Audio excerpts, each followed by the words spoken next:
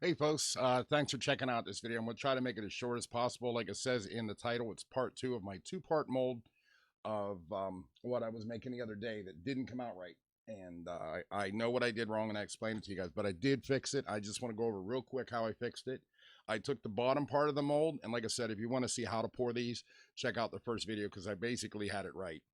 But I always own my mistakes. I did make a mistake and I corrected it. And I wanted to let you guys know how I managed to fix it without wasting a lot of molding compound.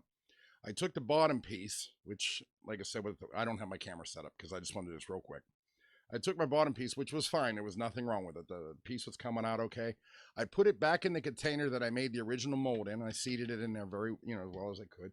I took the original piece and I put it back in the mold where it belonged. So, so basically it was like yes, but it was in the back in the mold. And I repeated step 2 of how to pour the top part, which is right here, the new one that I made. So after I poured the top one, I demolded it.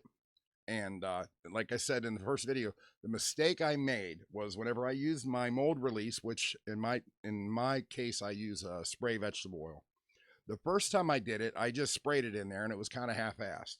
It got on the black part here, which is on my original, and it stayed there whenever I poured the silicone on top. So what had happened when I pulled it apart, it came apart just fine, didn't stick to the piece, but it left the oil marks on my piece. So when I poured the resin in to make my mold, it was picking up those bumps from the oil, and it didn't come out. It looked like garbage, like I explained in the first video. So this time what I did, when I put the piece back into the mold before I poured part 2, I took my vegetable oil, I sprayed it into the lid of the vegetable container, and I took a paintbrush and I painted all around here on the white part without touching the black part. And then I poured, I already had my little notches cut in there. And then I poured the top part. When I pulled it apart, it came apart very nice again. And then when I did the resin to make my piece, it come out perfect. So that was the mistake I made in the first video. I like to follow up and let you guys know that I did solve it and how I solved it. Hopefully it'll help you guys. I'm hoping you don't make the same mistakes I do. That's why I share these. A lot of people there's a lot of people making good videos about how to work with resin and crafting and stuff. Me, I like to do it cheapest way possible. And I'm learning as you're learning. I'm definitely not a know-it-all. I don't know everything. I'm learning stuff every day. And this particular one, I learned a harsh lesson where I wasted this much material on the first one.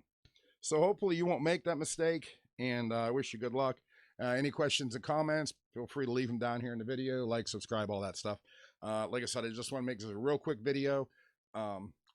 If you don't understand what I'm talking about, then you haven't watched the first video. So go see part 1 of making a 2-part mold, and we'll see you next time I have a good project to show you. All right, take it easy. And happy Halloween, by the way. Halloween's coming up here on Sunday, and that's why I'm so busy in my shop. Working on my Halloween costume, my wife's Halloween costume. I even fixed my daughter's costume too. So this week's basically been Halloween. Halloween's like my Christmas. Can't tell you what I'm going to be yet because I'm hoping to win a couple contests, but maybe I'll do a video after Halloween to show you my costume that I made. So, all right, y'all, take care. See you next time.